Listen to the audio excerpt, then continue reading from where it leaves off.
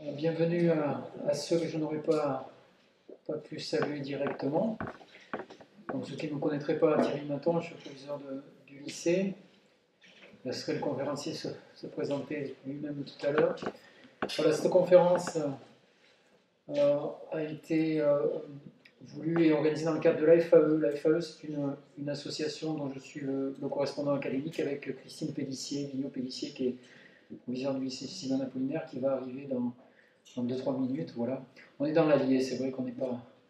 Bon, c'est la capitale de l'Allier, mais bon, c'est pas celle de l'Auvergne apparemment. Le centre de gravité est plus vers Clermont que vers ici. Voilà. La FAE est une association voilà, qui regroupe des cadres, on va dire, d'éducation nationale assez variés. C'est plus des chefs d'établissement peut-être que des enseignants, mais il y a aussi des enseignants, des inspecteurs. Et elle a pour objet de réfléchir, on va dire, sur les grandes problématiques qui traversent le système éducatif. Et voilà, c'est un espace de réflexion, on va dire, de partage, d'opinion et de rencontre.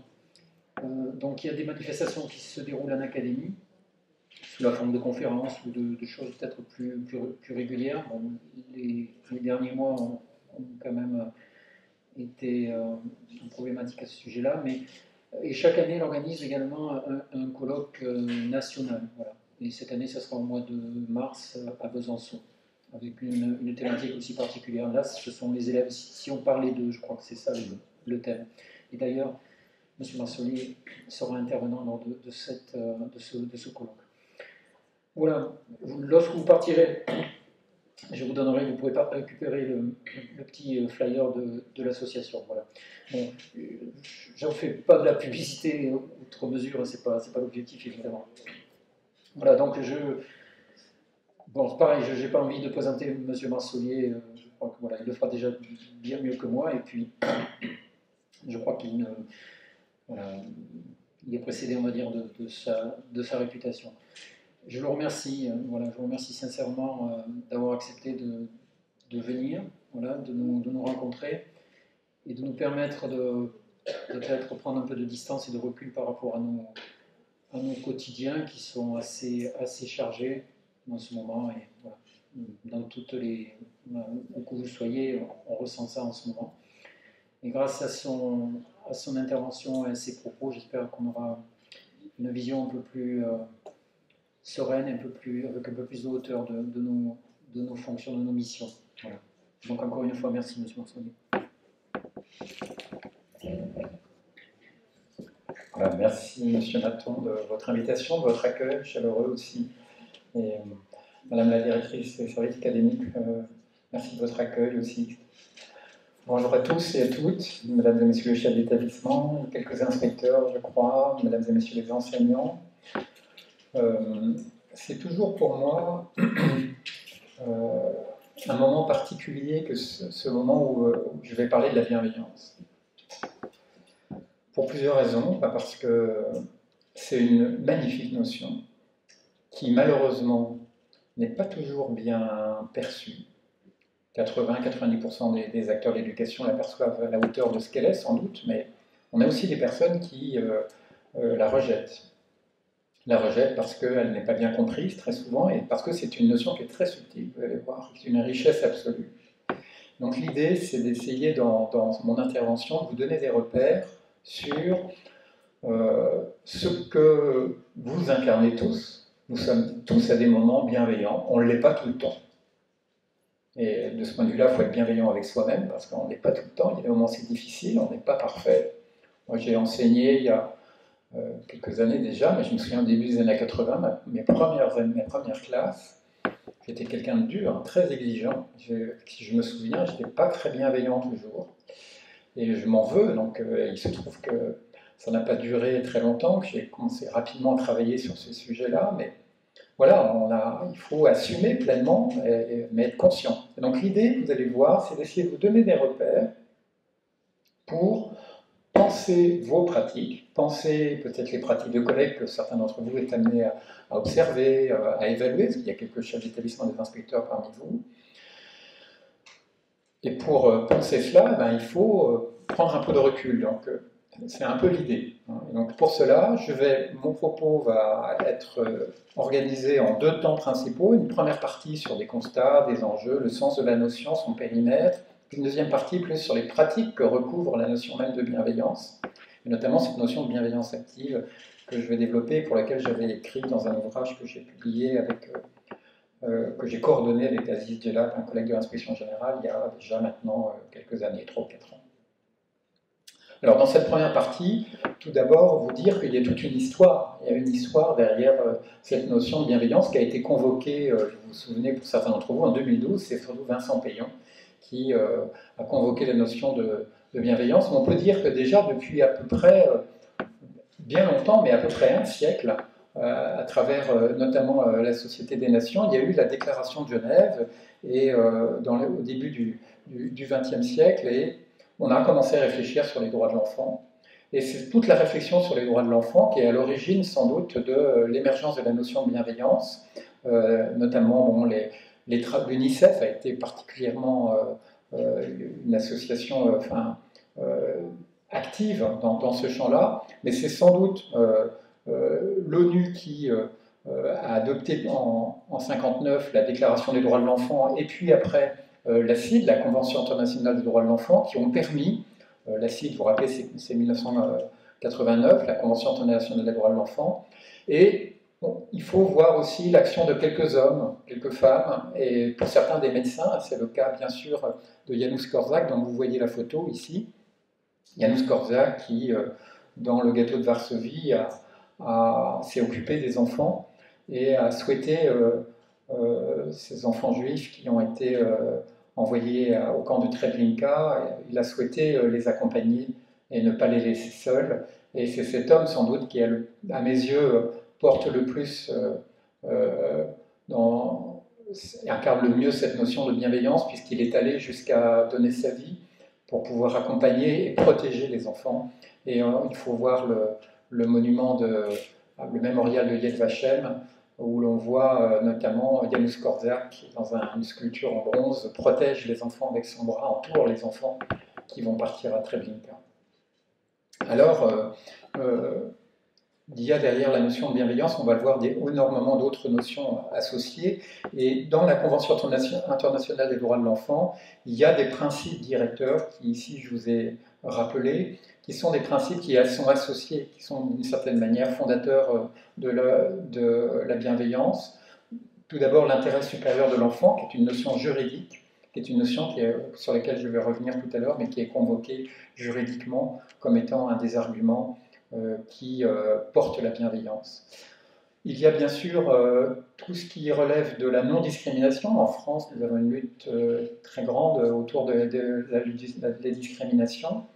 Et puis, tout ce qu'on retrouve aussi dans le droit à l'expression, donc le respect de l'opinion de l'enfant, qui ici participe aussi de la bienveillance.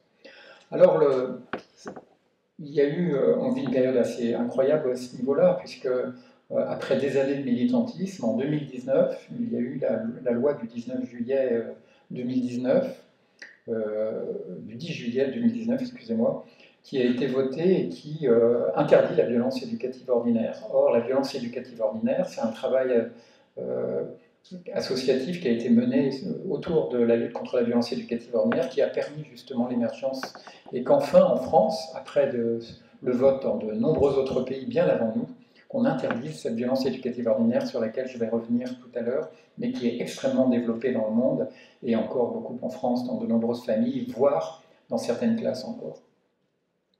Alors quand on parle de bienveillance, on pense aussi, par opposition, à la notion de malveillance, et il faut bien savoir de quoi on parle. Quand on parle de malveillance, on parle de toutes les formes de négligence. Négligence qui peuvent prendre la forme de dévalorisation, d'accusation, de menaces, de reproches, de chantage, d'agressivité. L'étendue est très grande, hein. Je vais y revenir tout à l'heure. Et il faut bien voir qu'il y a autour de la malveillance parfois des phénomènes de spiralaire, d'escalade. On parle d'escalade vers des jeux de rapports de pouvoir que l'on observe aussi parfois dans les classes, lorsque, enseignant, on est confronté à une classe très dure, que l'on est fatigué aussi par moments, on peut être pris momentanément, voire durablement, dans des rapports de pouvoir, dans un rapport d'opposition avec les élèves. Et donc la difficulté, c'est de sortir de ces rapports d'opposition qui, là aussi, correspondent à des défis qui sont pour certains difficiles à relever. Or, il me semble-t-il, c'est oublier que nous sommes des êtres humains et que le premier des réflexes que on devrait avoir dans la relation aux enfants, c'est aussi de penser et d'agir avec son cœur. C'est-à-dire de penser qu'on a affaire à des êtres qui sont nos frères humains, mais qui sont juste un peu plus jeunes, qui ont juste quelques années de moins que nous. Juste quelques années de moins et certainement moins d'expérience. On va le voir tout à l'heure autour de la caractérisation de la relation pédagogique.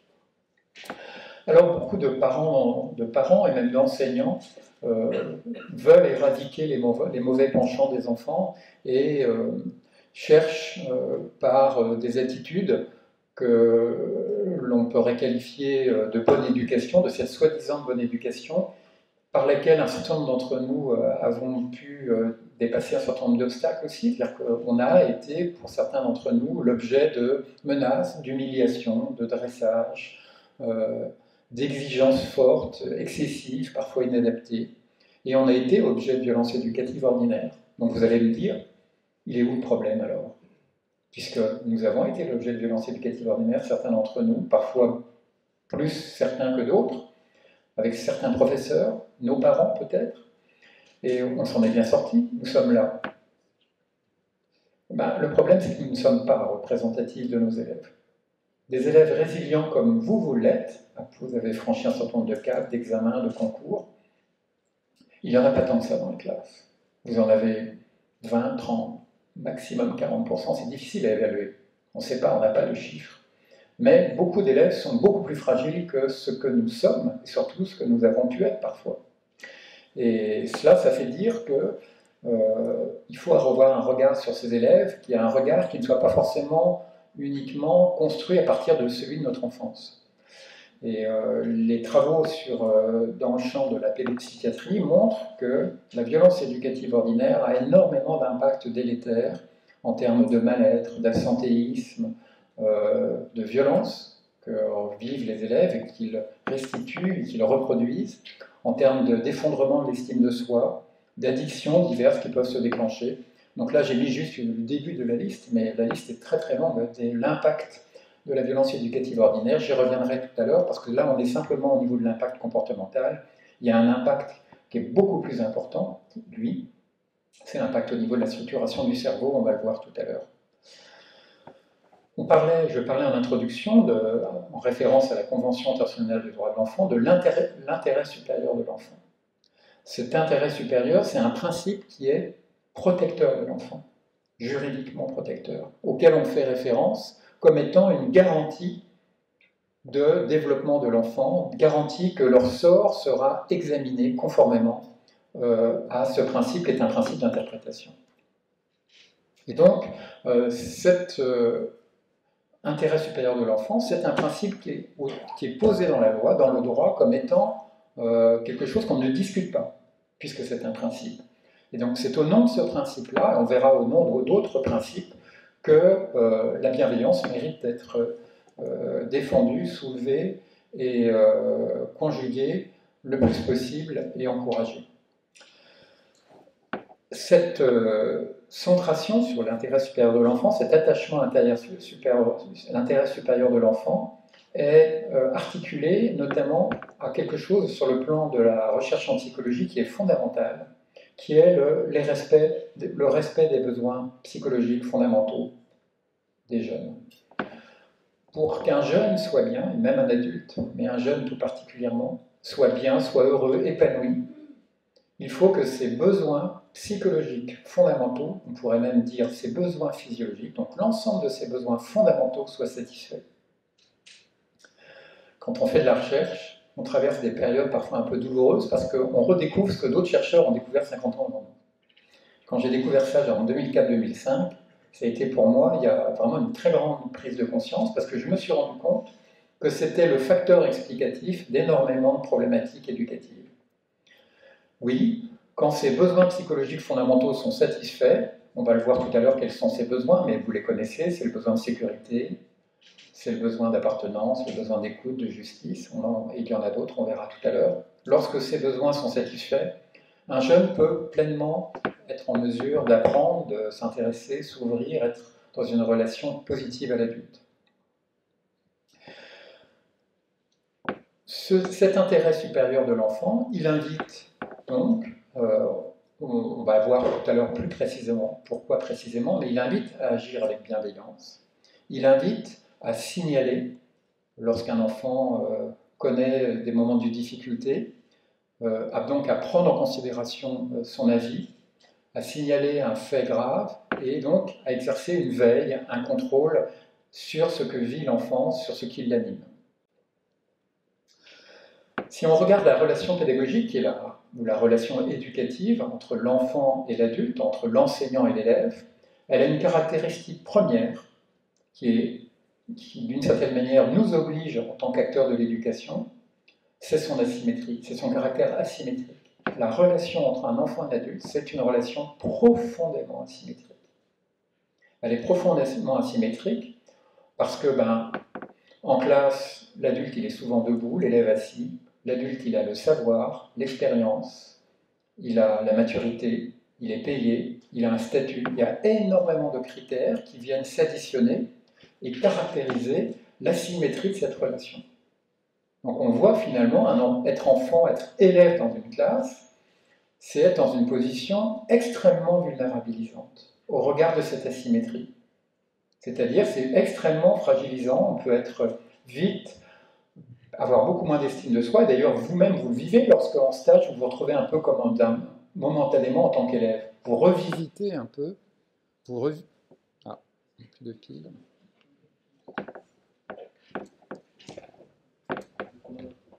Vous revisitez quelque part votre vécu scolaire, votre vécu d'élève, à travers cette position momentanée de stagiaire. Or, ce n'est pas la même chose de se retrouver stagiaire adulte et élève enfant. Donc vous comprenez bien qu'un jeune enfant ou adolescent qui n'a pas beaucoup d'estime de lui-même, qui n'a pas confiance en lui, qui a bénéficié de tout un discours, une éducation qui, dans le rapport à l'école, n'est pas forcément celui qui prépare le mieux, il n'est pas dans les mêmes dispositions. Donc on a des jeunes qui sont beaucoup plus vulnérabilisés et rendus vulnérables par leur parcours, leur histoire de vie, que d'autres élèves. Vulnérable, ça veut dire, ça renvoie à vulnus. Vulnus, c'est la blessure. Vulnérabilité, ça veut dire potentialité à être blessé. On a des élèves qui potentiellement sont beaucoup plus exposés à être blessés dans une relation à un adulte que d'autres. Pourquoi ? Parce que tout simplement, quand c'est par exemple la relation entre un élève et une enseignante, et que cet enfant, il vit dans un monde, une famille où il a une mère qui, pour X raisons, fait qu'il a des rapports à ce que peut être l'image de l'adulte femme, un rapport qui est difficile, parce que cette mère, soi-disant, elle peut être par exemple alcoolique, ou alors absente, ou alors, que sais-je, violente. Forcément, cet enfant, dès qu'il va se retrouver très jeune en relation avec des profs femmes, va connaître, en tout cas dans de nombreuses situations similaires, des difficultés liées aux images qu'il s'est construites de ce que c'est qu'un adulte et une femme en l'occurrence. On a la même chose, bien sûr, pour les hommes. Et donc, il faut bien comprendre que la construction, la manière dont les élèves intériorisent la figure des adultes se construit principalement dans la famille, et que les relations qu'ont nos élèves avec leurs parents surdéterminent la relation qu'ils ont avec les professeurs. Bien-être et bienveillance participent d'une exigence croissante dans l'éducation nationale, et on voit bien que depuis, je vous l'ai dit en introduction tout à l'heure, Vincent Peillon, avec notamment la circulaire de rentrée qu'il a préparée avant de quitter ses fonctions de ministre de l'Éducation nationale en 2014, faisait apparaître la notion de bienveillance dans énormément de parties de la circulaire de rentrée, en parlant d'évaluation bienveillante, de discipline bienveillante, de rigueur bienveillante. Et le relais pris par Najat Belkacem ensuite, puis par Jean-Michel Blanquer autour de l'école de la confiance, font qu'on est encore dans non pas l'injonction, mais d'un appel et dans la référence régulière à la bienveillance, qui justement fait qu'il y a un effet de saturation. Et si j'ai souhaité aujourd'hui aussi développer la notion de bienveillance, au-delà du fait que Thierry Maton m'a invité à donner une conférence sur le sujet, c'est que la notion mérite d'être explicitée. Et elle mérite d'être explicitée parce qu'il y a un effet de saturation. Il y a un effet de saturation parce que, on va voir, il y a des confusions autour de la notion de bienveillance. Et il y a eu ces dernières années un certain nombre de colloques, de séminaires nationaux qui ont valorisé la notion de bienveillance. Le rapport du CNESCO d'octobre 2017 sur la qualité de vie au travail a permis de montrer l'importance de cette notion. Alors, il y a parmi les convaincus, et j'imagine qu'il y en a un certain nombre parmi vous, en général ceux qui viennent aux conférences librement, c'est qui sont convaincus, qui cherchent à mieux comprendre, à en savoir un peu plus, mais ceux qui en ont le plus besoin, ils ne sont pas là en général. Donc, eh bien, les convaincus pensent effectivement que c'est une vertu qui correspond à quelque chose de fondamental, qui a une puissance, et participe véritablement d'une vertu qui respecte fondamentalement les besoins de l'enfant, et qu'il y a souvent déjà là une conscience très fine et très grande de la hauteur de cette vertu. Et ce qu'il faut prendre ici, ce qu'il faut analyser et dont il faut prendre la mesure, c'est que la bienveillance, elle est souvent associée justement à plusieurs dérives. Le fait d'en rabattre avec les exigences, le fait de trop affectiver la relation et donc de céder aux caprices de certains enfants, le fait de ne pas bien préparer les élèves à vivre leur vie d'adulte et donc à supporter les exigences de la vie d'adulte. Et que donc, du coup, eh bien, être bienveillant, c'est pas une bonne chose. Vaut mieux être très dur. Et on va le voir tout à l'heure, que c'est, comme je le disais à l'instant, c'est négliger la part de résilience et comment le cerveau fonctionne, notamment chez les personnes qui sont résilientes ou celles qui ne le sont pas. Comment le cerveau fonctionne, et on va voir que là, on a des critères scientifiques qui sont extrêmement dissuasifs. Alors, je me rapproche progressivement de ce qu'est la bienveillance en acte, mais il me semble qu'il faut s'attarder sur la notion même de bienveillance et sur sa définition pour déjà prendre la mesure de la puissance de la définition. On retrouve plusieurs définitions, mais la définition la plus répandue, c'est disposition favorable envers autrui, envers un inférieur, envers une autre personne. Disposition favorable. Disposition, ça veut dire c'est un état d'être, on n'est pas toujours disposé. Il y a des moments où on l'est plus ou moins disposé. Donc c'est une disposition, donc si c'est une disposition, c'est qu'on peut s'y mettre dans cette disposition. Ça veut dire qu'il peut y avoir un travail sur soi pour se mettre en disposition, pour se mettre en bienveillance, en état d'être bienveillant. Il y a des moments où on n'a pas envie d'être bienveillant avec certaines personnes, dans certains contextes. Monique Kanzo-Sperber précise, dans l'encadré bleu ici, que cette disposition peut très bien ne pas correspondre avec ce que l'élève a comme représentation de ce qu'est être bienveillant. En l'occurrence, eh bien, être bienveillant, ça peut très bien se manifester par le fait de donner une punition en explicitant chaleureusement, mais fermement, pourquoi on donne la punition. Ça peut être ça, la bienveillance. La bienveillance, c'est pas uniquement être dans quelque chose de foncièrement positif dans le contenu de ce que l'on dit. Dans la bienveillance, il peut y avoir une opposition, une détermination qui montre qu'on est en désaccord. Parce que la bienveillance, elle est tournée vers le moyen et le long terme. Principalement, c'est vouloir du bien à autrui, mais pas uniquement dans l'immédiat. Très souvent, c'est à moyen et long terme. Et parfois, la bienveillance invite à sacrifier le court terme au prix du long terme.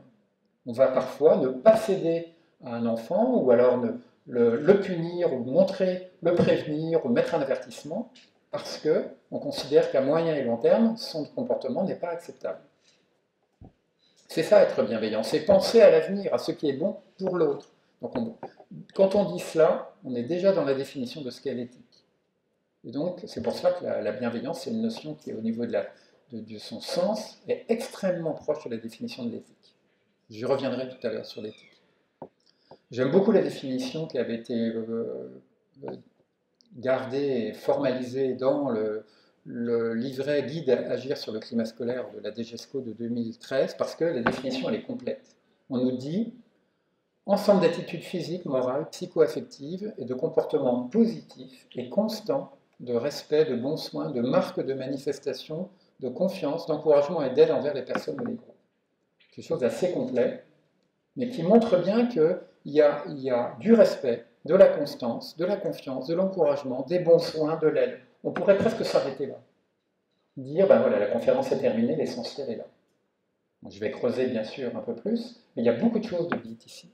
Vous aurez le diaporama, je vois au niveau de votre prise de notes, sur le site soit du lycée et le site de la FAE aussi. On le mettra en ligne assez rapidement. On parle donc de dispositions qui impliquent l'adulte et il y a quelque chose d'intentionnel, puisqu'on est tourné vers ce qui est bon pour l'autre. Donc ça suppose, et c'est là qu'il n'y a pas de réponse, d'avoir une certaine conscience de ce qui est bon pour l'autre, en tout cas d'y réfléchir. C'est pour ça que c'est très proche de l'éthique, parce que l'éthique, c'est de la délibération intérieure sur ce qui est bon pour l'autre. Alors c'est à ne pas confondre avec la bientraitance, qui, elle, est beaucoup plus corporelle. C'est une manière, ça implique le rapport à l'autre, la bientraitance. De la même manière, c'est à ne surtout pas confondre avec la complaisance, parce que dans la complaisance, il y a le fait de s'accommoder des goûts, des désirs de l'autre. Donc on est dans la bientraitance, dans la bienveillance. On peut être parfois dans des formes de complaisance, mais ce n'est pas la même chose. Il y a bien des moments où la complaisance est très éloignée de la bienveillance. Puisque dans la complaisance, on cherche quelque part à excuser certains comportements. Alors que dans la bienveillance, il n'est pas du tout question d'excuser. De la même manière, c'est assez proche de l'altruisme, même si la notion de bienveillance est beaucoup plus circonscrite au contexte. L'altruisme, c'est une notion plus générique et générale.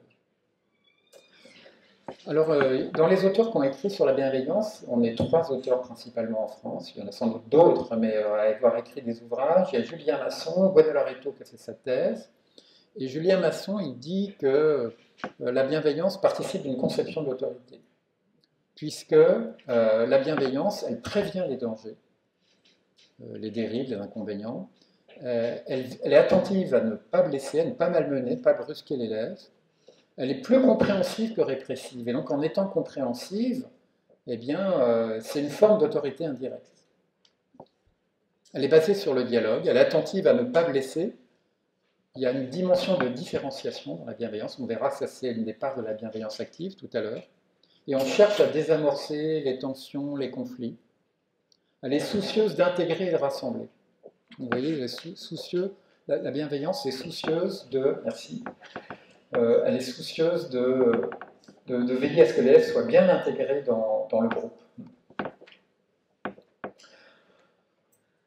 Alors, j'avais publié en 2016 chez Canopé un ouvrage que j'avais intitulé « L'éthique relationnelle, une boussole pour l'enseignant », parce que la bienveillance, en fait, est très proche de l'éthique. Et il y a une dimension éthique, tout simplement, si on reprend les définitions d'éthique, vous savez qu'en France, on a plusieurs chercheurs sur l'éthique en éducation, notamment Éric Prérat. Et Éric Prérat, lui, il définit l'éthique comme étant une posture qui questionne la morale. Dès qu'on questionne la morale, dès qu'on s'interroge sur le plan moral, ce qui est bien ou pas bien, on est dans une posture éthique. Donc à plein de moments, on est tous dans des postures éthiques, dans des micro-moments. Dès lors, on s'interroge, est-ce qu'il c'est bien ou pas bien que je fasse cela? Est-ce que c'est bien ou pas bien que je décide cela? On est dans de l'éthique. Alors ces moments éthiques, ils sont parfois très brefs, c'est une microseconde dans une interaction verbale avec un élève ou avec quelqu'un, puis parfois c'est plusieurs minutes dans un conseil de discipline. La délibération éthique, elle peut prendre du temps. Lorsqu'on corrige un devoir, on peut être des fois pendant 2-3 minutes à se dire mais quelle appréciation je mets. Ça, c'est une posture éthique. Autre définition de l'éthique, pour Sandra Logier, qui est philosophe à la Sorbonne, elle dit que pour elle, c'est un espace de réflexion, une ère de questionnement et de délibération, donc un moment dans sa tête où on s'interroge sur la conduite la meilleure à tenir pour le bien d'autrui. Donc vous voyez bien que finalement, l'éthique nous place au cœur de l'éducation, au cœur de l'éducation parentale et au cœur de l'éducation nationale, au cœur de l'acte éducatif, puisque c'est s'interroger sur la bonne posture à adopter. Paul Ricoeur, qui est sans doute un des philosophes qui a le mieux écrit sur l'éthique, parle de ce qui balise, d'une balise, hein, qui balise le comportement. Il parle du souci de l'autre, comme Philippe Mernion nous dit, être en éthique, c'est se placer du côté de l'autre. Enfin, Christiane Goyer parle d'une sagesse pratique, d'une orientation de la conduite humaine. Alors, je vous disais en début de mon propos qu'il y a un rapport étroit entre la bienveillance, le bien-être que ça génère et la satisfaction des besoins psychologiques fondamentaux. Parce que, effectivement, quand on est bien dans sa vie, on a en général ses besoins psychologiques fondamentaux satisfaits. Et il y a pas mal de travaux, vous voyez, j'ai cité quelques auteurs, qui montrent qu'il y a une corrélation ici entre le bien-être et la réussite scolaire, entre la satisfaction des besoins fondamentaux et la réussite scolaire. Effectivement, dans les familles où on est attentif aux besoins sans en être conscient, vous allez voir ces besoins apparaître, eh bien forcément l'élève il va mieux, il va bien en tout cas, et il réussit plus facilement. Ce constat-là, il est au cœur maintenant d'énormément de rapports qui sont rendus en termes de protection de l'enfance, de bien-être. Le rapport de Marie-Rose Moreau, Santé et bien-être en 2016, le rapport de Paul Martin Blachet sur la ministre de la Famille en 2017, c'est encore sur le méta-besoin de sécurité. On est beaucoup sur ces besoins-là. Voilà les grandes nomenclatures internationales sur les besoins fondamentaux des jeunes. Ne les retenez pas, mais on peut par contre les analyser de manière comparative et en tirer la substantifique moelle l'essentiel. C'est ce que j'ai fait ici en publiant en 2000, j'ai publié à plusieurs reprises sur celui-là, en 2011 et 2016, sur quels sont ces besoins fondamentaux. Je vais mettre en face chaque besoin les leviers dans la famille et à l'école qui permettent de respecter ces besoins. Vous avez d'abord un besoin qui est physiologique.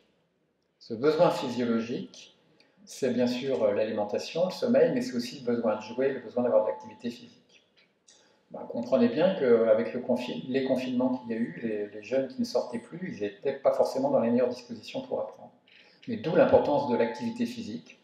Comprenez bien aussi que la jeunesse d'aujourd'hui fait environ 25% de moins de capacité motrice que ce que vous aviez vous au même âge. En 30 ans à peu près, il y a une perte de 25% de capacité musculaire et motrice. C'est considérable. 25% de perte de capacité. Il faut regarder parfois le physique de certains jeunes qui sont complètement addicts à leurs écrans. On voit par exemple même aller assister à certaines séances de PS où on voit des jeunes qui n'arrivent pas à courir, qui ont du mal à avoir une foulée normale. C'est édifiant à regarder. Premier besoin, maintenant je vais aborder les besoins psychologiques. Le premier des besoins, le plus important. Alors ça, pour moi, de toute façon, c'est la diapo la plus importante. Je ne fais quasiment pas une conférence sans montrer ce type de diapo. Et j'en fais beaucoup dans l'année. Le premier des besoins psychologiques, c'est le besoin d'être sécure dans la relation aux adultes. Comment je peux apprendre sereinement quand je suis enfant si à chaque fois que je lève la main en classe, je ne sais pas si l'adulte, le prof en l'occurrence, va pas m'envoyer promener pour parler gentiment, si il va être attentif au fait que je lève la main, ça s'appelle la contrôlabilité de l'enseignant, pouvoir contrôler l'action de l'enseignant par le fait ou pas de lever la main. Vous avez des enseignants qui sont complètement indifférents au fait que les élèves lèvent la main, puis vous en avez d'autres qui sont très attentifs. Et donc les élèves, ils aiment beaucoup que les professeurs soient attentifs à la demande d'aide. Comme ça, ils peuvent contrôler l'action de l'enseignant. Ça, c'est une chose. Deuxièmement, plus importante encore, est l'imprévisibilité du comportement de l'adulte. Ça peut être celui du parent, par exemple autour de l'alcoolisme. Qu'un père ou une mère soit alcoolique, c'est pas tant le fait qu'il soit alcoolique qui pose problème. Qu'est-ce qui pose problème pour le jeune? C'est l'imprévisibilité du comportement du père ou de la mère le soir quand il va rentrer. Est-ce qu'il va être violent ou pas? Et ça, dans une famille, ce qui compte, la même chose dans une classe, c'est le cadre, c'est les règles, c'est ceux qui sécurisent. Il n'y a rien de plus insécurisant qu'un adulte, en l'occurrence pour nous un professeur, imprévisible, ou un professeur qui ne pose pas de limites. Donc la bienveillance, c'est poser des cadres, poser un cadre et des limites. C'est surtout pas tout laisser faire. Un professeur qui laisse trop faire, c'est un professeur totalement insécurisant. Un professeur qui est imprévisible, c'est un professeur insécurisant. Et c'est sur cette sécurité que se construit notamment, mais pas uniquement, la confiance de l'adulte. Mais c'est aussi sur plein d'autres choses. La confiance de l'adulte va se construire sur des signes de confiance. La confiance a quelque chose de particulier, c'est un peu comme l'amour. Ce n'est pas les belles déclarations qui font générer ce sentiment-là chez l'autre. Ce sont les petits signes, c'est les signes de confiance. C'est les petits signes que l'adulte donne dans ses regards, ses paroles. C'est ça qui va permettre de construire la confiance, dans les responsabilités qu'il donne, dans son rapport à l'erreur de l'élève. L'élève, il est capable de lire à travers, très tôt, à partir de 7-8 ans, il est capable de lire à travers le regard de l'adulte, la confiance que mise l'adulte sur lui, l'espoir qu'il mise.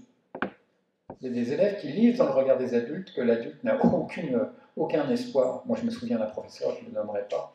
Je n'étais pas un élève très brillant au collège, qui me comparait toujours à mon frère aîné. Mon frère aîné était plus brillant que moi. Bon, après, je me suis mis à travailler. Ça a changé un peu. Mais voilà, quoi. Vous avez les élèves qui peuvent très tôt décoder le manque de confiance, le manque d'appréciation positive de l'adulte à leur égard. Troisième besoin, qui est un besoin psychologique là aussi, c'est le besoin d'appartenance. Un élève a besoin de se sentir appartenir, se sentir considéré. Et là, vous avez en face de chaque, que ce soit dans la famille ou à l'école, le plus grand levier des besoins qui existent, le plus grand levier professionnel pour les adultes, c'est le feedback. Le chercheur John Hattie en Australie, avec sa méta-analyse faite à partir de 900 c'est une méga-analyse à partir de 900 méta-analyses, il a montré que le premier des besoins, le premier des leviers professionnels de l'enseignant, c'est le feedback. Le feedback, c'est qu'est-ce que je dis, c'est ce que je dis de ce qu'un élève a produit oralement ou par écrit. C'est ça un feedback. Et donc la qualité du feedback, c'est un levier très puissant, notamment lorsque c'est un feedback centré sur la tâche. Si c'est un feedback centré sur la personne, il a surtout de l'impact à la fin de l'activité, pas pendant l'activité. Donc les encouragements, à la fin, les félicitations, l'impact. Autre besoin, le besoin d'aide, de temps, de besoin de motivation, de sens, donc, qui est nourri par la disponibilité, le soutien. Et puis là, vous avez un besoin que j'ai surligné en gras, parce que c'est un besoin qui est très conscientisé chez les ados, c'est le besoin de justice. Besoin de justice sur lequel ils sont extrêmement sensibles. Autre besoin qui, lui, est central dans la psychologie humaine, c'est le besoin d'estime de soi. Sans estime de soi minimum, on ne peut pas se réaliser. Alors, ce n'est pas la hauteur de l'estime de soi qui compte, c'est la stabilité. Vous avez des très bons élèves qui ont une très basse estime d'eux-mêmes, mais elle est stable. Par contre, elle est basse. Et, ce qui compte, bien sûr, la hauteur compte, mais c'est surtout la stabilité. Et les feedbacks, là aussi, vont renforcer l'estime de soi. L'estime de soi qui a trois fondements, 3 piliers, la confiance en soi, la représentation de soi et l'amour de soi. Autre besoin, le besoin d'écoute et de dialogue, manque d'espace et d'écoute et de dialogue dans les écoles, dans les collèges, lycées. Parfois 5 minutes avec un élève, à la fin d'un cours, on s'interroge, comment ça se passe en ce moment à la maison, on discute ouvertement, on s'intéresse à lui, ça peut changer la destinée d'un élève. Besoin d'autonomie, ça c'est la finalité de toute l'éducation, qu'on retrouve dans tout le règne chez les mammifères, le besoin d'autonomie, mais chez les êtres humains aussi. Et le besoin de réalisation personnelle, qui est le besoin que certains jeunes parfois arrivent à connecter très tôt, mais en général on le connecte beaucoup plus tard. Et on arrive à le satisfaire plus tard. Alors on vit une période extraordinaire parce qu'effectivement on vit une période où les neurosciences affectives et sociales ont permis de synthétiser un certain nombre de savoirs qui avaient été posés comme hypothèses dans le champ de la psychologie pendant à peu près un siècle. Et là, à la fin des années 90, l'imagerie à résonance magnétique, le dosage des neurotransmetteurs, toutes les recherches sur la structuration du cerveau ont permis de faire d'immenses découvertes, sans doute les plus grandes découvertes. Pour moi, au niveau des enjeux mondiaux, de la paix mondiale, ce sont des très très grandes découvertes. On a compris, et c'est Catherine Guéguin qui en France a synthétisé ses travaux dans son petit ouvrage Pour une enfance heureuse, on a découvert une chose simple, c'est qu'à la naissance, l'amygdale cérébrale, qui est cette petite zone en rouge là, qui est le siège des émotions, la plaque tournante des émotions, est complètement opératoire à la naissance. Donc les bébés pleurent parce que c'est la partie du cerveau qui est la plus opératoire, qui leur permet le mieux de communiquer leur insatisfaction lorsque les interactions ne leur conviennent pas. Et puis on a découvert que la violence éducative ordinaire, à l'imagerie à résonance magnétique notamment, ça donne de nombreuses parties du cerveau qui ne sont pas développées de manière optimale. La partie en violet ici, que l'hippocampe, eh bien, l'hippocampe n'a pas une taille optimale. La partie rouge, l'amygdale cérébrale, qui est le siège des émotions, est hyper activée. Et puis, vous avez d'autres parties du cerveau, le cortex temporal droit, les cortex pariétaux, le cortex occipital, et bien sûr le cortex orbitofrontal qui est derrière les yeux, qui est celui qui permet de réguler l'activité, son comportement social dans la relation autrui. Toutes ces parties-là ne sont pas développées de manière optimale dès lors qu'on a subi de la violence éducative ordinaire répétée dans l'enfance. Ça, c'est l'une des plus grandes découvertes. Ça permet d'expliquer pourquoi il y a des personnes qui font des longues périodes carcérales, qui commettent des crimes et des délits toute une partie de leur vie. Ça vient en réponse à une violence éducative ordinaire subie dans l'enfance. Ce sont des personnes, vous en avez quelques-uns dans vos adolescents, des jeunes qui sont très réactifs à tout ce qui ne leur convient pas. Ils réagissent parce que leur amygdale cérébrale en rouge, ils réagissent constamment avec une domination des émotions sur la raison. Ils n'arrivent pas, comme vous, à exercer leur raison rapidement et à faire taire les émotions. A contrario, quand on a été élevé avec un minimum d'exigence bienveillante, ce qui est la majorité d'entre nous, et ce qui permet de construire de la résilience, eh bien, on a toute cette partie du cerveau qui se développe de manière optimale, et on est capable d'amorcer un cercle vertueux, c'est-à-dire d'être nous-mêmes bienveillants et exigeants vis-à-vis de nos enfants ou de nos élèves si on est enseignant. Alors, je ne sais pas si vous mesurez les enjeux sont considérables, parce qu'on comprend maintenant comment se construit une attitude violente chez un adulte. Parce que naturellement, on est tous enclins à être bienveillants avec les enfants. Mais on devient violent des fois par conditionnement, lorsqu'on peut avoir des classes très difficiles, mais on devient violent lorsqu'on a été l'objet notamment de violences éducatives ordinaires. Alors la bienveillance, elle a des caractéristiques qui sont uniques, notamment le fait qu'elle protège. On l'a vu dans la diapo précédente, elle a un caractère protecteur pour l'élève, et elle protège d'une certaine manière l'éducation et l'école.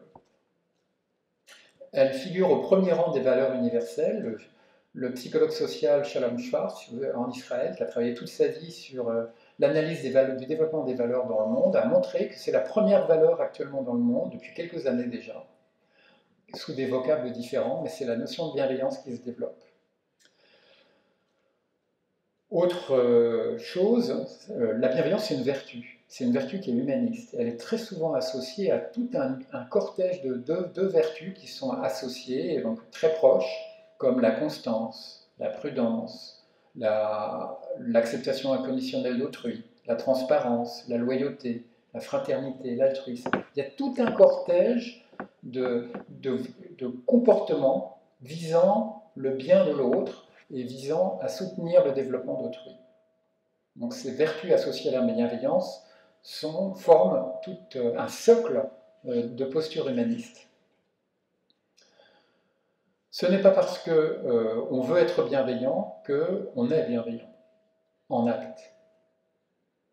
C'est-à-dire qu'on peut être porté, on peut déclarer la bienveillance et ne pas l'incarner. Il y a des moments où il faut accepter et il faut reconnaître qu'on n'a pas été bienveillant. D'où l'importance en éducation de savoir s'excuser, savoir demander pardon.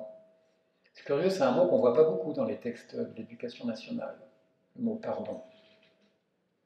Pourtant, il me semble que ça ferait du bien à bien des relations éducatives et pédagogiques que l'adulte demande à l'élève pardon, et que les adultes apprennent aux élèves à demander pardon aussi. Savoir s'excuser, apprendre l'humilité. Une des premières choses que je dis lorsque j'interviens sur la relation des cadres, hein, sur la formation des cadres, sur la relation pédagogique, j'explique que les métiers d'encadrement sont des métiers de service au même titre que le métier d'enseignant. On est au service. Et que l'un des premiers apprentissages à faire dans les métiers d'encadrement, c'est l'apprentissage de l'humilité. Apprendre à être humble, parce que c'est des métiers où on apprend beaucoup, donc il faut accepter d'apprendre. Et dans le métier d'enseignant, c'est aussi la même chose. Il faut être humble par rapport aux élèves, parce que vos élèves sont vos meilleurs formateurs. Si vous voulez vous en convaincre, vous demandez aux élèves, collectivement, par groupe de 3 ou 4, à partir d'une fiche que vous aurez construite avec eux, avec des cases, d'évaluer votre pédagogie. Vous allez devenir très humble. Je faisais ça quand j'étais à l'université, quand j'enseignais à l'université, je demandais à mes étudiants chaque année d'évaluer mes cours. Je peux vous dire que les premières années, on se relie à 2 fois parce qu'on découvre qu'il y a des choses sur lesquelles, et quand vous avez plusieurs groupes qui sont d'accord pour dire que vous ne faites pas assez cela, vous n'êtes pas assez ceci, par contre ça c'est très bien, donc, qui vous donnent des conseils, mais les élèves sont vos meilleurs formateurs, donc, et ce sont eux qui vont vous enjoindre indirectement à être humble. C'est une posture qui est ni permissive ni punitive. Donc c'est une posture qui, d'une certaine manière, a fait le succès de la psychologie humaniste. Hein, c'est notamment Marshall Rosenberg avec la communication non violente, Thomas Gordon avec la communication bien traitante, et puis aussi, plus récemment, sur la discipline positive, John Nelson et Lynn Lott. Alors la bienveillance, elle a des enjeux. Et quand on veut essayer de convaincre des collègues de l'importance d'un sujet, il faut aller sur le terrain des enjeux. Et bien distinguer les enjeux à court terme des enjeux à long terme. Alors les enjeux à court terme, on les voit tout de suite lorsqu'on passe dans les classes, on voit qu'un adulte qui est bienveillant, il va y avoir du respect dans la relation, il va y avoir de l'accueil. L'accueil, c'est une superbe notion. C'est pas simplement accueillir l'élève quand il arrive le matin, c'est accueillir ses idées, accueillir ses émotions, accueillir ce qu'il pense, accueillir ses désaccords, accueillir ses réactions. Et savoir accueillir, c'est un beau terrain d'exercice. C'est vraiment une très très belle notion qui est très proche de la bienveillance. Quand vous allez vous déplacer, vous allez dans des gîtes, dans des hôtels-restaurants, vous aimez bien être bien accueilli. Donc ce que vous aimez, c'est la bienveillance qu'il y a derrière l'accueil. Il y a une très grande proximité sémantique entre l'accueil et la bienveillance. On observe la bienveillance à travers l'attention, l'implication des élèves, la compréhension. Et là, j'avais développé un modèle de la relation centré autour du donner-recevoir. Vous ne le verrez pas, le modèle, il n'est pas là. Mais j'avais publié en 2011-2012 le modèle autour du donner-recevoir. C'est-à-dire que plus on donne dans la relation, quand on est enseignant, plus on reçoit. Alors regardez ce qui se passe avec vous cet après-midi. J'essaie de vous donner le meilleur de ce que je sais sur le sujet. Vous êtes attentif. Vous me renvoyez votre attention. Je reçois votre attention. Donc il y a quelque chose qui la mayonnaise prend entre nous. Dans la classe, c'est pareil. Plus on donne, plus on reçoit. Et donc, il y a quelque chose qui circule comme une mayonnaise qui prend. Et on voit bien que beaucoup d'entre vous, il y a quelques chefs d'établissement, vous savez très bien qu'il y a des classes difficiles avec des professeurs, elles ne posent aucun problème, avec un autre professeur, s'en sort pas. Il y a quand même bien un problème de mayonnaise qui ne prend pas, quoi. Le hasard fait curieusement les choses. Moi, je fais partie des gens qui croient aux synchronicités. Le dernier mémoire que j'ai encadré, avant que je quitte l'inspection générale, j'ai encadré 150 mémoires à peu près à l'université. C'est un mémoire en formation de formateur, un master, une professeure de lettres qui avait 45 ans à peu près, c'était il y a 8 ans. Ce dernier mémoire, il portait sur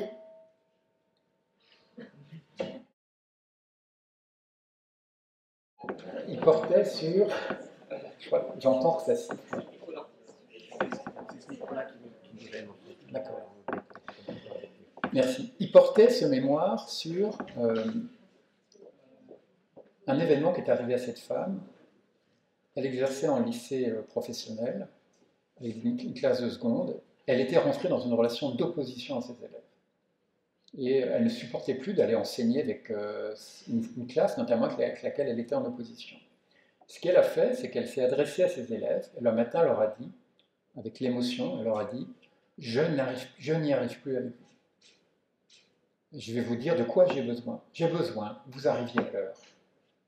J'ai besoin que quand je vous donne du travail, parce que j'ai préparé cela chez moi, j'ai essayé de préparer ce qui était le plus adapté à vous, vous le fassiez. J'ai besoin qu'en cours, vous vous intéressiez à ce que je dis. » Alors on sent bien derrière, ce n'est pas parce qu'on demande ça que les élèves vont s'intéresser. Mais elle s'est mise à s'adresser à eux, à partager ses besoins. Et puis elle s'est tournée vers ses élèves, elle leur a dit « Mais vous, de quoi avez-vous besoin en tant qu'élève ?» Et là, ils ont dit on a besoin que vous soyez, oui, exigeante, mais que vous soyez gentille. Ils n'avaient pas le mot bienveillant parce qu'ils ne l'ont pas dans leur vocabulaire. Vous soyez gentille avec nous, vous nous respectiez. Et que vous ne soyez pas trop dur au niveau de l'évaluation, que vous nous préveniez quand est-ce que les devoirs vont avoir lieu, sur quoi ils vont porter. Ils ont dit leurs besoins. Et donc ça a fait tilt chez cette femme, elle a réalisé qu'il y avait là un objet, quoi. Alors elle a fait un objet de mémoire, elle a fait un super mémoire de 250 pages, une mini-thèse, sur ce qu'est justement ce que sont les conditions de la création d'une relation authentique. Une relation authentique où on se parle sincèrement de personne à personne. On était en lycée professionnel, une classe difficile. On n'est pas dans un lycée de centre-ville où vous avez 50-70% d'élèves qui s'accommodent très bien de la posture académique de l'enseignant. Un enseignant qui enseigne avec le masque de l'enseignant, avec le rôle académique de l'enseignant, l'élève qui est très bien préparé à la maison, il s'en accommode. Par contre, l'élève qui a des difficultés, lui, il a besoin qu'on le croise les yeux dans les yeux, qu'on lui dise ce qui ne va pas, ce qui va, qu'on a une relation authentique et sincère. Les générations d'aujourd'hui, d'élèves les plus fragiles, les plus vulnérables, ont besoin de cela. Je m'adresse à vous parce que vous avez peut-être des collègues, vous-même avez peut-être des difficultés parfois avec certaines classes. Essayez cela et vous serez dans une bienveillance qui justement relèvera d'une authenticité qui répond aux besoins des élèves. Alors, il y a des enjeux à long terme. Les enjeux à long terme, c'est effectivement un rapport d'ouverture au savoir, c'est du bien-être, c'est de l'estime de soi, c'est véritablement une réussite parce qu'on est sécure dans la relation à l'enseignant. Et donc, ça crée les conditions de la réussite scolaire, ça provoque aussi un bon climat de classe, un bon climat scolaire, et ça contribue à donner des adultes beaucoup plus à même d'être bienveillants. Quand on a essuyé d'échec en échec des adultes durs, malveillants avec nous, on a du mal à devenir bienveillant. Alors on pourrait présenter les choses de manière spiralaire, parce que les enjeux ne sont pas uniquement dans l'immédiat et le long terme, hein, c'est aussi spiralaire. On ne sait pas exactement comment fonctionnent les enjeux les uns par rapport aux autres. Deuxième partie de mon propos, autour de la relation pédagogique. Parce que la relation, elle a... j'ai essayé de la modéliser, je vous ai donné un modèle tout à l'heure autour du donner-recevoir, il y a ce modèle-là, mais je suis plus sur le modèle que vous allez voir ici, parce que la relation pédagogique, elle a une partie qui est visible. La partie visible de la relation, c'est la communication. La communication, c'est ce qui manifeste la qualité de la relation et la nature de la relation que vous entretenez avec les élèves. Et donc dans la communication, on le sait depuis l'école de Palo Alto, les années 60, on sait qu'il y a 3 dimensions dans la communication. Il y a la dimension non verbale, dimension paraverbale, et il y a surtout la dimension verbale. Enfin, je dis surtout, en éducation, ce n'est pas la dimension forcément la plus importante. En éducation, bien sûr, ce que l'on va dire en termes d'enseignement est très important, les mots que l'on emploie, mais dès qu'on passe dans le feedback, dès qu'on bascule de l'enseignement au feedback, l'enseignement c'est ce que j'enseigne, ce que je dis, ça c'est les mots ont de l'importance, le ton, le mimique peuvent avoir un peu moins d'importance, mais dès que je bascule sur le feedback, dès que je m'intéresse à ce qu'a dit l'élève, là, le paraverbal prend une importance considérable. Parce que si je dis à un élève, ouais, c'est très bien, l'élève, il sent que c'est pas très bien. Il sent dans le ton de la voix, c'est pas l'enthousiasme, quoi.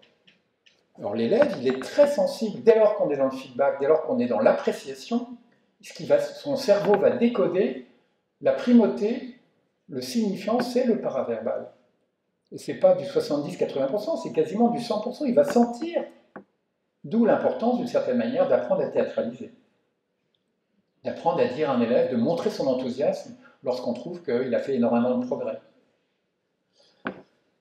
Alors ça, c'est la partie visible de la relation, c'est la communication. Alors les mots sont importants, il ne faut jamais oublier de penser dans la relation que toutes les paroles que l'on peut avoir avec un élève peuvent être potentiellement retenues contre nous. Les élèves se souviennent, dès lors qu'on a des critiques sur leur personne, des jugements de valeur.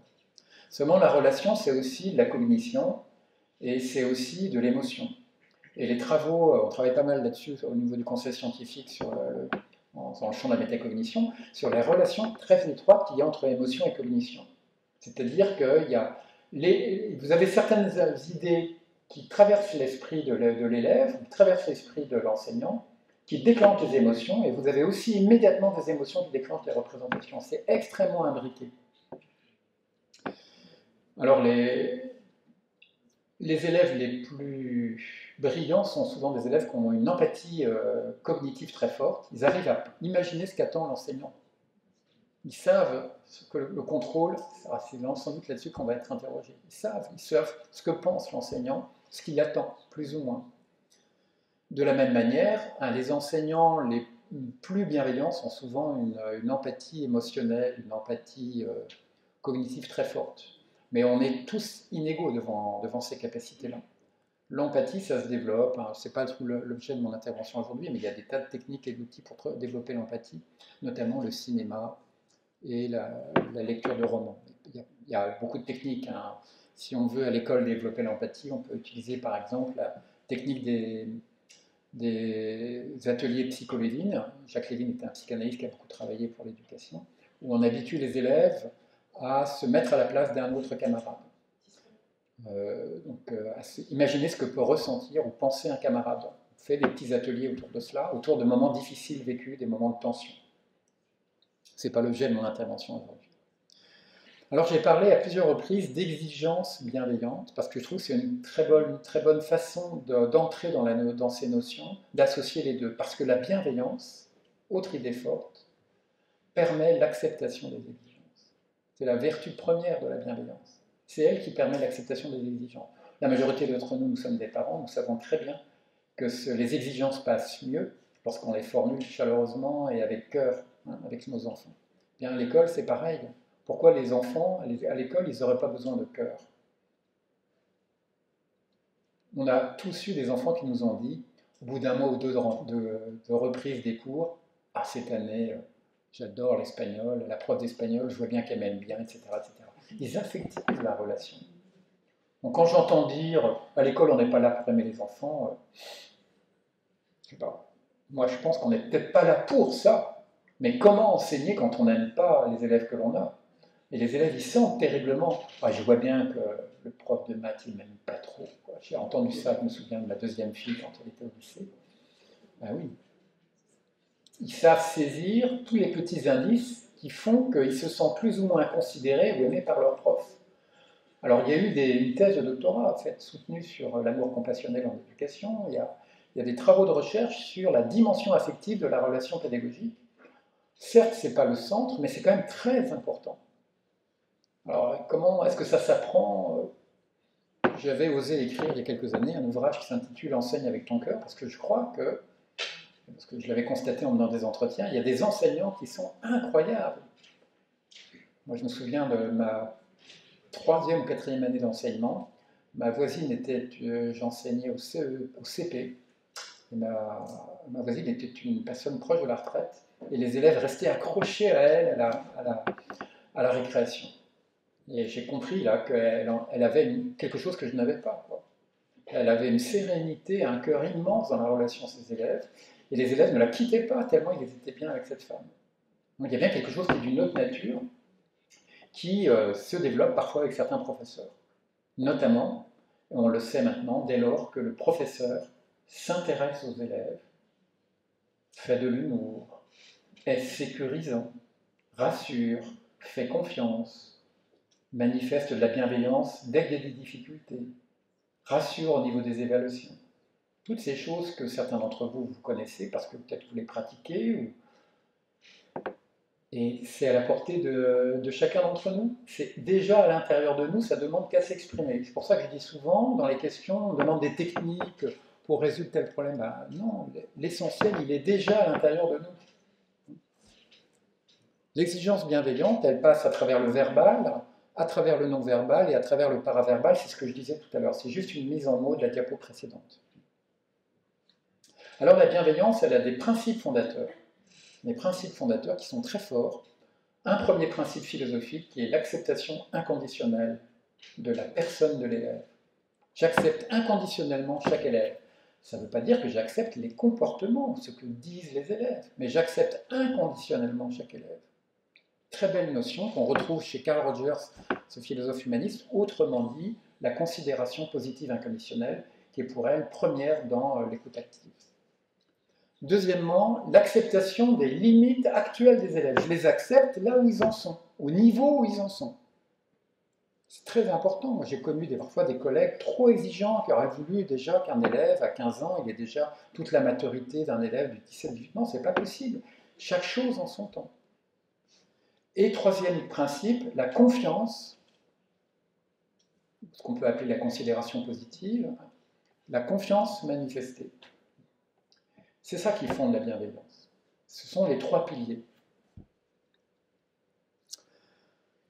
Des gestes simples pour aider les élèves à vivre et apprendre avec leurs émotions ou apprendre de leurs émotions. Ben oui, parce que les émotions sont très présentes dans la classe et pour aider les élèves, eh bien, développer une écoute active, il y a tout un ensemble de gestes qui peuvent s'apprendre, qui sont à travailler, qui correspondent notamment à la posture d'acceptation. Il faut que l'élève sente, lorsqu'il vient dans un entretien avec vous, il sente que lorsqu'il exprime ses émotions, vous êtes en accueil de ses émotions. C'est-à-dire que vous pensez, d'une certaine manière, pensez de manière affirmative, pensez oui vis-à-vis des émotions. Être dans l'acceptation et l'accueil de l'émotion, c'est être dans le oui vis-à-vis des émotions. C'est-à-dire, oui, j'entends ce que tu dis, oui, je ressens ce que tu dis éventuellement. Parfois, un certain nombre de chercheurs ont montré que dans l'éducation bienveillante, il y a une dimension compassionnelle. Les enfants, quand ils souffrent parfois de choses qu'ils vivent difficilement à l'école ou à la maison, ils ont besoin de sentir que l'adulte souffre parfois un peu aussi, lorsqu'il raconte ce qu'ils vivent. On peut témoigner que l'on souffre un petit peu avec l'enfant. Alors, on n'est pas uniquement... la posture de compassion, elle a ses limites en éducation. Mais il peut y avoir des situations où on vient témoigner du fait que l'on comprend, ça c'est l'empathie, et parfois qui peut aller jusqu'à la compassion, c'est-à-dire une forme, il y a différents niveaux de la compassion, ceux qui s'intéressent notamment au bouddhisme, vous avez peut-être étudié cela. Il y a un premier niveau qui est celui où on témoigne du fait que ça nous fait de la peine de voir que cet enfant vit quelque chose de difficile. On le témoigne parfois juste dans le regard. C'est juste, ça a été très bien analysé en éthologie, avec notamment les adultes qui baissent la tête sur le côté. Comme ça, c'était très très bien analysé par Hubert Montagnier dans les années... pas le professeur Montagnier, mais un autre chercheur dans les années 60-70. C'était un éthologue. C'est ce qui correspond au fait de refléter les émotions. Refléter les émotions, c'est-à-dire montrer que l'on entend ce que dit l'élève de ce qu'il ressent. J'ai pris l'exemple de la peur, parce que c'est l'émotion la plus ressentie par les élèves. Vous savez qu'il y a un déni des émotions à l'école et que beaucoup d'élèves ne manifestent pas les émotions qui les animent. Or, elles sont extrêmement nombreuses dès lors qu'on mène des entretiens non directifs sur ces sujets-là. On se rend compte qu'on a 50 à 60% des élèves qui ont peur à l'école, notamment peur au moment des évaluations. Des gestes pour valider le vécu, pour aider l'enfant à accueillir lui-même ses propres émotions. Ça, c'est toute la posture rogerienne auquel on devrait former les enseignants, c'est-à-dire que l'enseignant a une posture où il sort du sachant et il est juste dans l'accueil, c'est-à-dire qu'il permet à l'élève, par l'expression de ses émotions, de cheminer lui-même et de trouver lui-même son chemin progressivement sur ce terrain d'expression des émotions, dans la recherche des solutions. C'est ce qu'on appelle l'écoute active, qui nécessite de prendre le temps d'écouter, d'accueillir les sentiments, de faire confiance dans la capacité de l'enfant à trouver lui-même ses solutions. En tant que parent, c'est pas marrant pour un enfant d'avoir un parent enseignant, parce que le parent enseignant, il a l'habitude d'avoir la réponse à tout, et de chercher les solutions. Or, très souvent, la bonne posture, c'est pas celle qui consiste à donner la solution, c'est très masculin, c'est plus masculin que féminin. Mais c'est beaucoup plus de montrer qu'on a entendu, de montrer qu'on a compris, et de lui faire donner des signes de confiance pour que l'enfant trouve lui-même la solution. C'est une manière d'autonomiser l'enfant. Donc il y a comme ça des formules qui aident à cela. Je vous en ai mis quelques-unes ici. Alors tu sens que, tu as l'impression que, mais alors tu crois que... Voilà, et on laisse l'enfant finir. On rebondit, on reformule la fin des phrases, la fin de ce qu'il vient de dire, et l'enfant continue à parler, et on appelle ça de la perlaboration, c'est-à-dire qu'il continue à élaborer analytiquement ce qu'il est en train de vivre. Ça s'appelle la perlaboration, c'est-à-dire, en psychanalyse, c'est ce processus par lequel on met à distance ce que l'on a vécu. Alors, la bienveillance, c'est un défi. C'est jamais gagné, c'est une exigence permanente.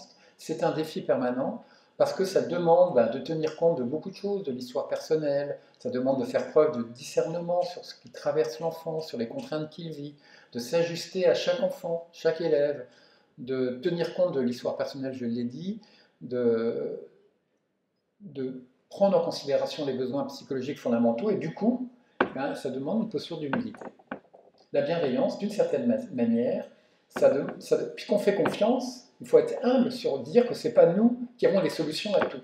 L'élève, il a aussi de la ressource. Alors, le Guanalaretto, qui a soutenu sa thèse en 2018, qui avait publié un ouvrage sur la bienveillance en 2019, a fait une synthèse de beaucoup de travaux internationaux.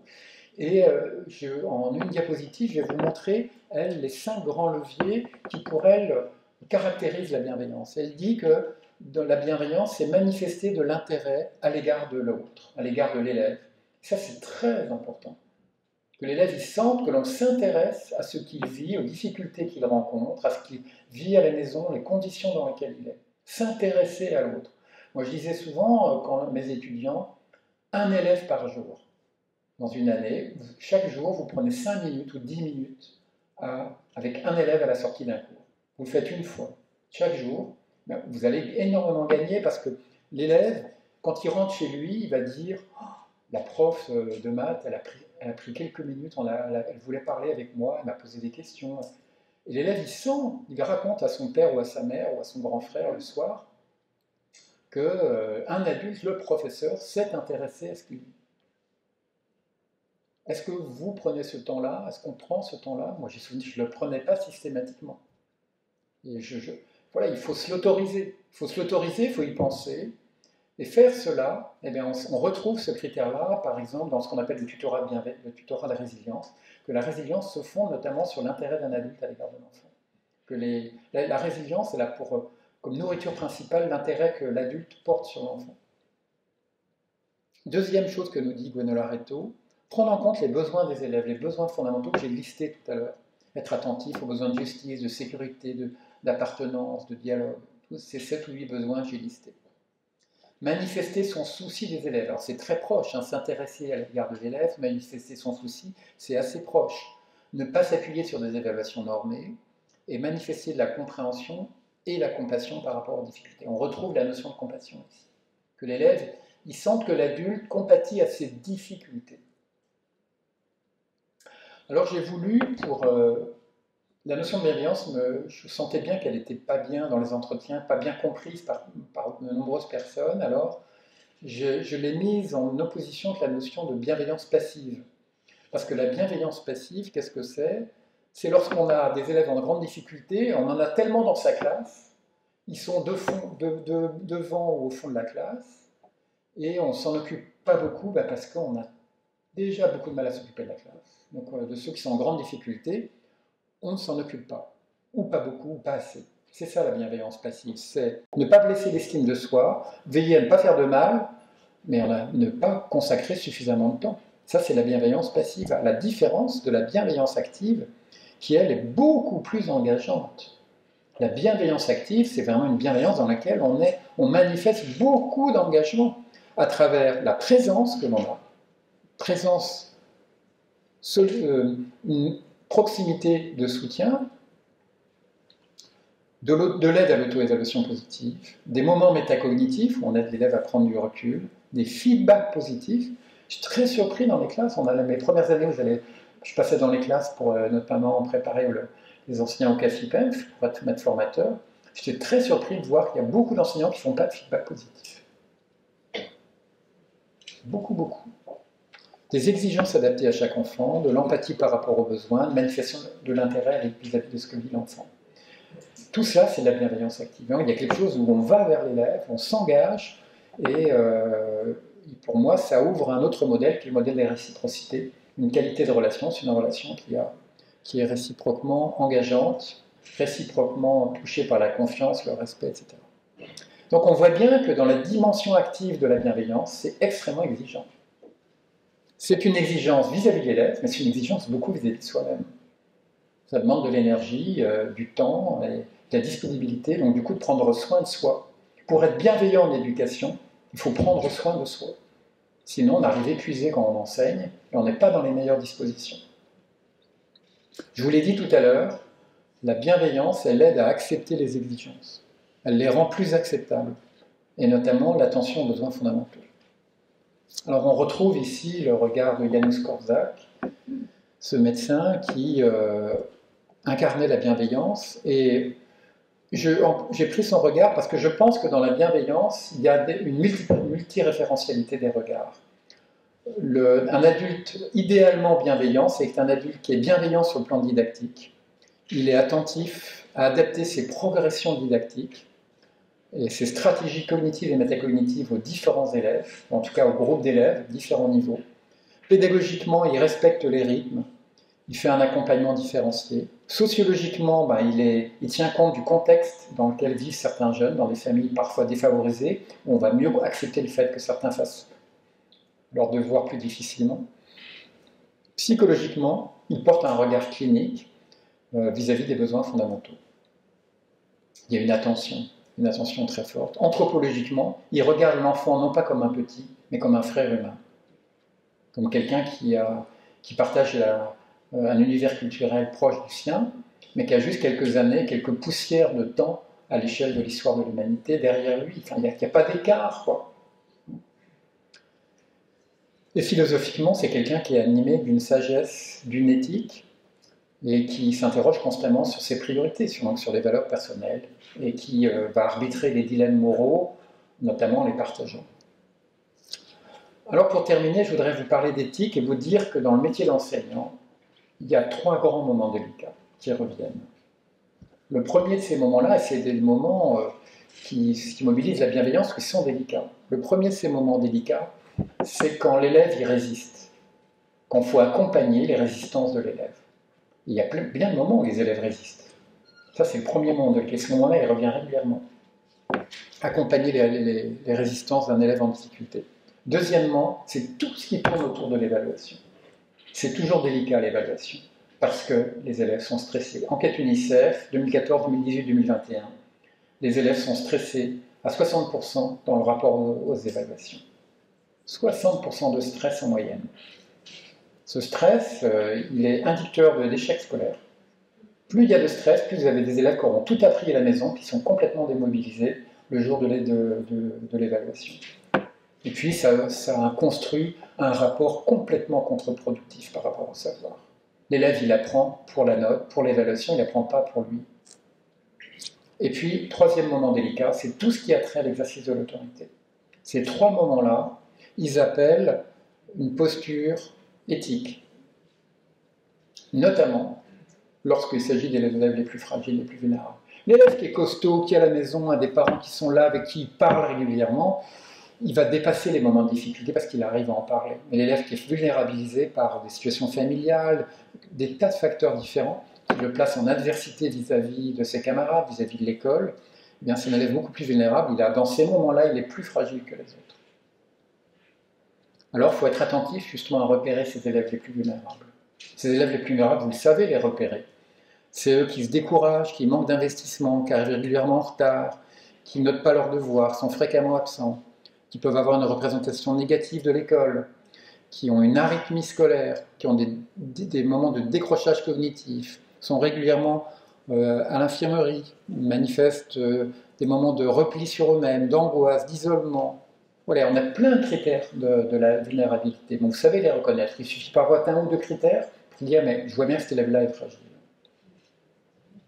Ces élèves les plus fragiles, mais tous les élèves nous invitent à faire preuve d'éthique relationnelle Et cette éthique, elle s'observe dans la capacité à communiquer, la qualité de la communication, la capacité à être présent à soi-même, de faire, d'utiliser positivement l'erreur, de manifester, on l'a dit, de la patience, de l'exigence, mais aussi de répondre aux besoins fondamentaux. C'est toutes ces vertus que vous voyez, d'accorder sa confiance, de valoriser les progrès. C'est un ensemble de vertus qui montrent qu'on n'est pas dans une science, on est dans un art.